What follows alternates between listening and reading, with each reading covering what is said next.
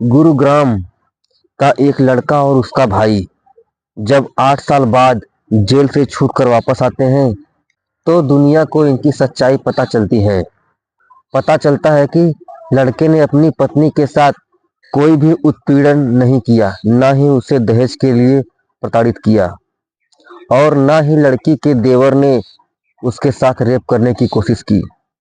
यानी दोनों भाई 8 साल एक झूठे रेप और दहेज के केस में जेल में बंद थे। तो आइए दोस्तों, कहानी विस्तार से समझते हैं। नमस्कार दोस्तों, स्वागत है आपके अपने चैनल गुनाह द क्राइम स्टोरी। मैं ऋषि हाजिर हूँ आपके लिए एक नई कहानी लेकर। दोस्तों, शादी एक ऐसा रिश्ता जिसपे कि पूरी दुनिया टिकी हुई है और शादी से ही समाज के सारे बंधन आपस में जुड़े हुए हैं। सोचिए, अगर शादी जैसी परंपराएं नहीं होती तो हर रिश्ता इसी शादी से ही जन्मा है। कोई भी रिश्ता हो, हर एक रिश्ता इसी शादी से ही जुड़ा हुआ है। शादी जैसे पवित्र रिश्ते को कुछ लोगों ने व्यापार बना रखा है और लोगों के साथ शादी का झूठा नाटक करके फ्रॉड कर रहे हैं। आज की कहानी ऐसी ही एक फ्रॉड लड़की की है जो कि अमीर लोगों से शादी का नाटक करती और शादी के बाद उनके घर में बड़ा सारा कैश और जेवर लेकर फरार हो जाती। चलिए पूरी कहानी समझते हैं। नमस्कार दोस्तों, स्वागत है आपके अपने चैनल गुनाह द क्राइम स्टोरी। मैं ऋषि हाजिर हूँ आपके लिए एक नई कहानी लेकर। राजस्थान के जयपुर में एक ज्वेलर रहते हैं। उनके 2 छोटे छोटे बच्चे थे और पत्नी का निधन अप्रैल 2022 में हो गया था। पत्नी के निधन के कुछ महीनों बाद परिवार के लोग बोलते हैं कि तुम एक अच्छी सी लड़की देखकर शादी कर लो जो कि तुम्हारे बच्चों का भी ध्यान रखेगी और तुम्हारी भी गृहस्थी चलाएगी। ज्वेलर साहब ने परिवार के दबाव पर शादी वाली साइट पर अपनी एक प्रोफाइल बनाई और उसमें साफ तौर से लिख दिया कि उनकी पत्नी का निधन हो गया है। साथ ही प्रोफाइल में अपनी मासिक आय 1 करोड़ रुपए लिख दिया और सच में ज्वेलर साहब की मासिक आय 1 करोड़ रुपए से ज़्यादा ही थी। ये प्रोफाइल देखने के बाद देहरादून की रहने वाली निक्की, जो कि दिखने में काफ़ी खूबसूरत थी, उसने ज्वेलर साहब को रिक्वेस्ट भेजी और ज्वेलर साहब ने रिक्वेस्ट एक्सेप्ट कर ली। अब दोनों के बीच चैटिंग होने लगी।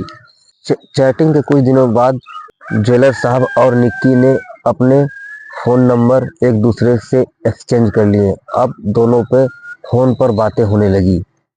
कुछ हफ्ते गुजरने के बाद निक्की ने ज्वेलर साहब तथा उनके परिवार के लोगों को देहरादून बुलाया और साथ ही 3-4 लोगों से मिलवाया कि ये मेरी माताजी है, ये मेरा भाई है इत्यादि।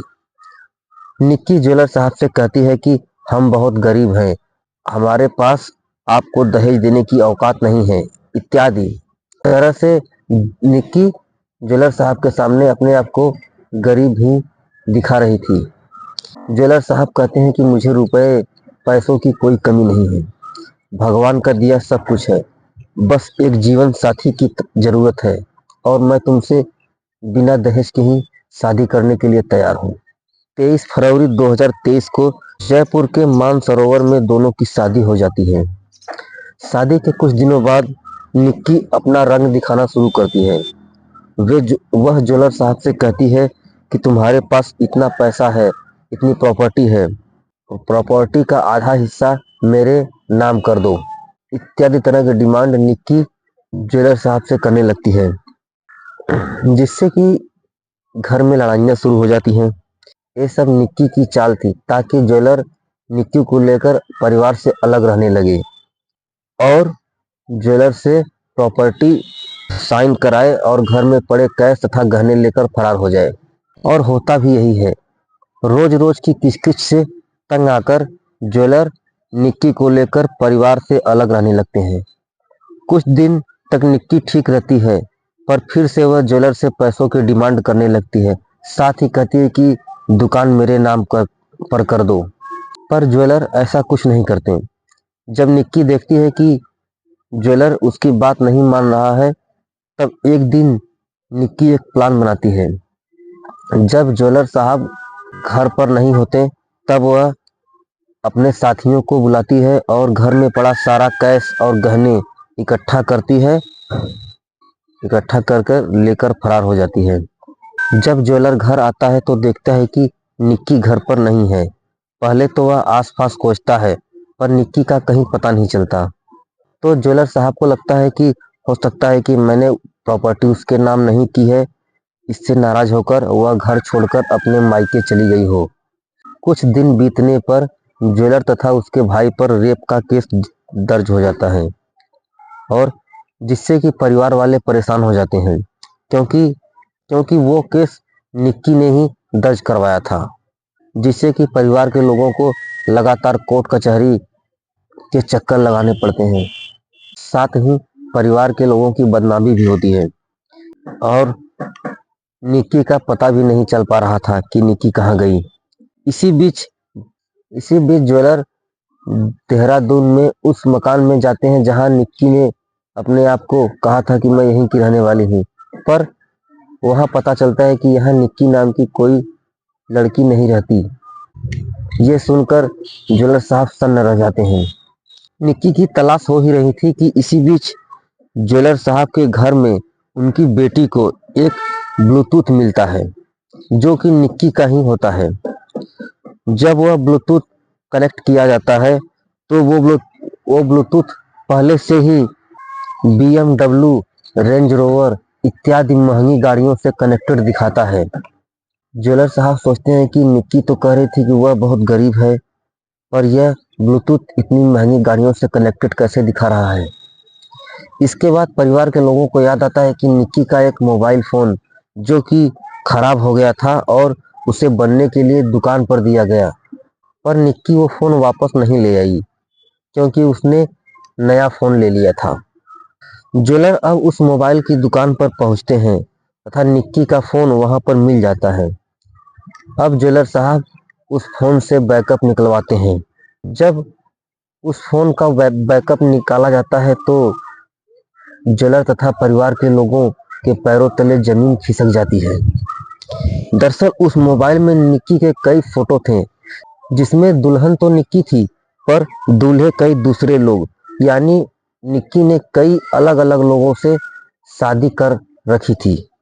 अब ज्वेलर तथा परिवार के लोग यह फोटो पुलिस को दिखाते हैं।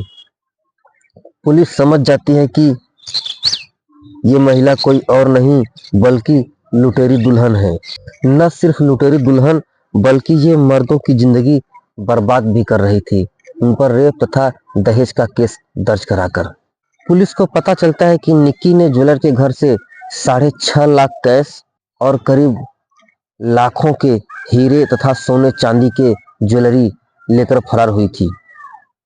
इतनी भारी मात्रा में हुई लूट से पुलिस तत्काल उन फोटोग्राफ में से उन लोगों के बारे में पता करती है जिनसे निक्की ने शादी करके लूट को अंजाम दिया था। पुलिस को पता चलता है कि 2013 में निक्की ने यूपी के आगरा में सीमा बनकर एक बिजनेसमैन से शादी की। मैन से शादी करके इसी तरह से लूट को अंजाम दिया था और फिर उस पर नपुंसक होने का आरोप लगा दिया था। फिर 2014 में एक सॉफ्टवेयर इंजीनियर जो तलाकशुदा था उससे भी निक्की शादी का झूठा नाटक करती है, और कुछ दिनों बाद उसके भी घर से सारा कैश और गहने लेकर भाग जाती है और उस पर दहेज, उत्पीड़न तथा उसके भाई पर रेप का केस दर्ज करा देती है। इंजीनियर तथा उसका भाई कोर्ट में चिल्लाता रहता है कि मैं और मेरा भाई निर्दोष हैं, पर कोर्ट उन लोगों की बात नहीं सुनती और दोनों को जेल भेज देती है। 8 साल जेल में रहने के बाद निक्की खुद सामने आकर उन दोनों लोगों से पैसे लेकर सेटलमेंट करती है। इन लोगों के बारे में पता करने के बाद पुलिस निक्की को पकड़ लेती है। पता चलता है कि निक्की मूल रूप से यूपी के मुजफ्फरनगर की रहने वाली है। उसके पिता गोलगप्पे का ठेला लगाते हैं। निक्की ने LLB की पढ़ाई की थी। फिर कानून को अच्छी तरीके से जानने के बाद वह लोगों से शादी कर उनको ठगने का काम शुरू करती है। क्योंकि निक्की देखने में बेहद खूबसूरत थी, तो और उसे पता था कि कानून औरतों की ज़्यादा सुनता है। निक्की इसी कानून को जानने के कारण बहुत से लोगों के साथ शादी का नाटक कर उनसे लूट की। खैर पुलिस ने निक्की को पकड़ लिया है, उससे पूछताछ कर रहे हैं कि उसने और कितनों के साथ लूट की है और इस लूट में उसके कौन कौन से साथी हैं। खैर आज की कहानी में बस इतना ही। ऐसे ही क्राइम की कहानियाँ सुनने के लिए हमारे चैनल को लाइक और सब्सक्राइब अवश्य करें। आज की कहानी में बस इतना ही। मिलते हैं कल किसी और कहानी के साथ। तब तक सावधान रहें, सुरक्षित रहें। जय हिंद, जय भारत।